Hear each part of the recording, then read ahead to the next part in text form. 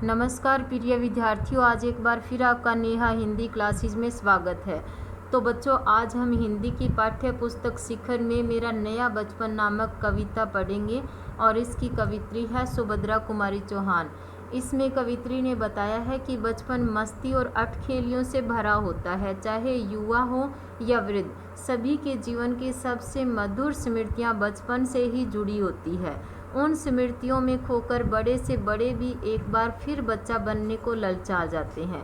इस कविता द्वारा कवित्री का बचपन फिर से तरोताज़ा हो आया और इस कविता में कवित्री ने बचपन का बहुत ही सुंदर और भावपूर्ण वर्णन किया है। तो आइए बच्चों, अब हम कविता को समझते हैं। बार बार आती है मुझको मधुर याद बचपन तेरी, गया ले गया तू जीवन की सबसे मस्त खुशी मेरी।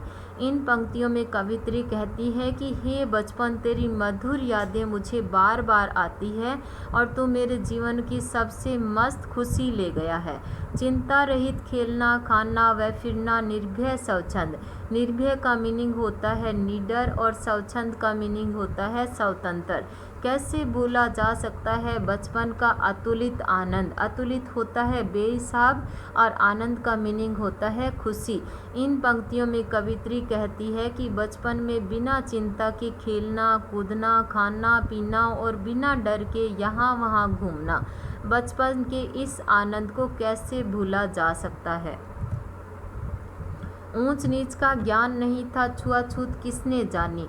बनी हुई थी वहाँ झोंपड़ी और चिथड़ों में रानी। चिथड़े क्या होते हैं? फटे पुराने कपड़े।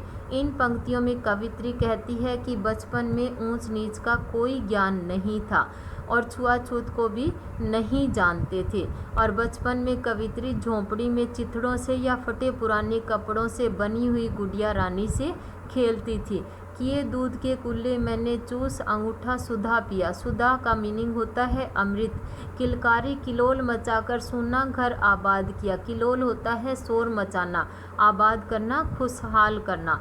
इन पंक्तियों में कवित्री कहती है कि बचपन में उसने खूब दूध पिया और दूध के कुल्ले भी किए और अमृत के समान वह अंगूठा भी चूसती थी। वह बचपन में इन किलकारियों से अपने सूने घर को आबाद कर दिया करती थी या खुशहाल कर दिया करती थी। रोना और मचल जाना भी क्या आनंद दिखाते थे, बड़े बड़े मोती से आंसू जयमाला पहनाते थे। इन पंक्तियों में कवित्री कहती है कि छोटी छोटी बातों पर उसका रोना और मचल जाना भी घर के बड़ों को खुशी प्रदान करता था या आनंदित करता था और उसके बड़े बड़े आंसू आने लगते थे तो ऐसा लगता था कि आंसू कवित्री के गले में जयमाला पहना रहे थे। मैं रोई माँ काम छोड़कर आई। कवित्री कहती है कि जब मैं रोया करती थी तो माँ अपना सारा काम छोड़कर आ जाया करती थी, मुझको उठा लिया और मुझे गोद में उठा लेती थी। झाड़ पोंछकर चूम चूम कर गीले गालों को सुखा दिया और खेलते समय लेखिका के शरीर पर जो मिट्टी लग जाया करती थी, माँ उसे झाड़ पोंछकर चूमती थी और रोने के कारण उसके गाल गीले हो जाते थे, उन्हें सुखा दिया करती थी, अर्थात लेखिका के आंसू पोंछ देती थी। आजा बचपन एक बार फिर दे दे अपनी निर्मल शांति। निर्मल होता है कोमल। व्याकुल व्यथा। व्यथा का मीनिंग होता है पीड़ा। मिटाने वाली अपनी प्राकृत विश्रांति। विश्रांति होता है आरामदायक शांति। इन पंक्तियों में कवित्री कहती है कि हे बचपन, एक बार फिर लौटकर आजा और मुझे निर्मल और वह कोमल शांति दे दे और मेरे मन के व्याकुल व्यथाओं को या पीड़ाओं को मिटाने वाली अपनी स्वाभाविक शांति दे दे। वह भोली सी मधुर सरलता, वह प्यारा जीवन निष्पाप, क्या आकर फिर मिटा सकेगा तू मेरे मन का संताप। इन पंक्तियों में कवित्री कहती है कि फिर से इस जीवन में सरलता भर दो। कवित्री बचपन से कह रही है कि क्या तू पुनः आकर के मेरे मन के संताप और कष्ट को दूर कर सकेगा या फिर वही सरलता मेरे जीवन में भर सकेगा जो मेरे जीवन को निष्पाप कर सकेगा। मैं बचपन को बुला रही थी, बोल उठी बिटिया मेरी। नंदन वन सी फूल उठी वह छोटी सी कुटिया मेरी। इन पंक्तियों में कवित्री कहती है कि मैं बचपन को बुला रही थी, यानी कि कवित्री अपने बचपन को याद कर रही थी। तभी उसकी छोटी बिटिया बोल उठी तो ऐसा लगा मानो मेरी छोटी सी कुटिया नंदन वन के समान महक उठी है। माँ ओ कहकर बुला रही थी, मिट्टी खाकर आई थी। वह बिटिया मिट्टी खाकर आई थी और कवित्री को माँ कहकर बुला रही थी। कुछ मुंह में कुछ लिए हाथ में मुझे खिलाने आई थी। कुछ तो वह खाकर आई थी और कुछ अपनी माँ को खिलाने के लिए हाथ में लेकर आई थी। पुलक रहे थे अंग द्रिंगों में कौतूहल था छलक रहा, मुंह पर थी आह्लाद लालिमा विजय गर्व था झलक रहा। इन पंक्तियों में कवित्री कहती है कि उसके अंग अंग पुलकित हो रहे थे या खुश हो रहे थे, प्रसन्नता से भरे हुए थे और उसकी आंखों से आश्चर्य प्रकट हो रहा था। उसके चेहरे पर प्रसन्नता पूर्वक लाली थी।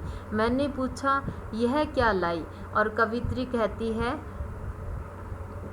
बोल उठी माँ खाओ। इन पंक्तियों में कवित्री कहती है कि मिट्टी खाने से वह उसके इस कार्य पर गर्वित थी और माँ ने उसे पूछा कि यह क्या लाई, तो वह अपनी तोतली भाषा में बोल उठी माँ तुम भी खाओ। काओ का मीनिंग है खाओ। हुआ प्रफुल्लित हृदय खुशी से। कवित्री ने खुशी पूर्वक कहा, मैंने कहा तुम ही खाओ बेटा, तुम ही खाओ।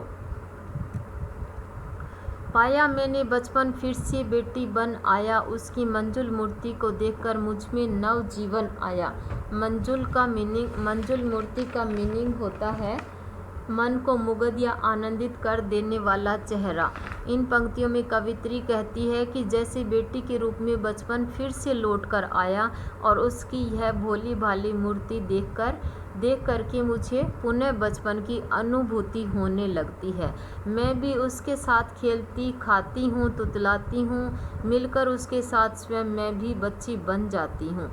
कवित्री कहती है कि वह भी उस बच्ची के साथ बच्चे की तरह खेलती है, खाती है, तुतलाती है, अर्थात बच्चों की तरह ही व्यवहार करने लगती है। मिलकर उसके साथ स्वयं मैं भी बच्ची बन जाती हूँ। कवित्री कहती है कि इसके साथ मिलकर वह भी बच्ची बन जाती है। खोजती थी वर्षों से अब जाकर उसको पाया, भाग गया था मुझे छोड़कर वह बचपन फिर से आया। कवित्री कहती है कि जिसे मैं वर्षों से खोज रही थी अब जाकर मुझे वह बचपन फिर से मिल पाया है, जो मुझे छोड़कर चला गया था। जिसे मैं बरसों से खोज रही थी अब जाकर मुझे वह मिल पाया, और जो बचपन मुझे छोड़कर चला गया था वह बचपन आज पुनः लौटकर मेरे पास आ गया है। उम्मीद करती हूँ कि आपको यह कविता समझ आई होगी। फिर भी अगर आपको कोई डाउट है तो आप मुझे कमेंट करके पूछ सकते हैं। तो फिर मिलेंगे एक नए टॉपिक के साथ। Thank you.